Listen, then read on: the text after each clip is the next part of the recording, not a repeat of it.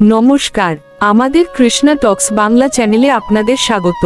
আজকের ভাবনা, জীবন নৌকা কিভাবে ডুবে যাবে।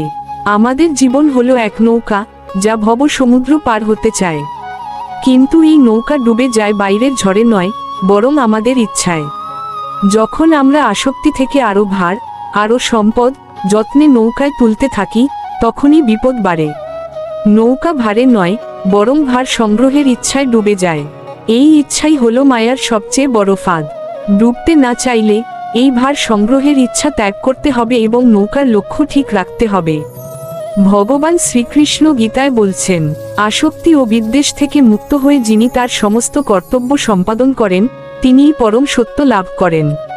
শ্রীমদ্ ভাগবত গীতার ২য় অধ্যায়ের ৬৪ নং শ্লোকের মূল ভাব অনুসারে, আসুন ভার সংগ্রহের ইচ্ছা ত্যাগ করে জীবনের লক্ষ্য স্থির করি। হরে কৃষ্ণ।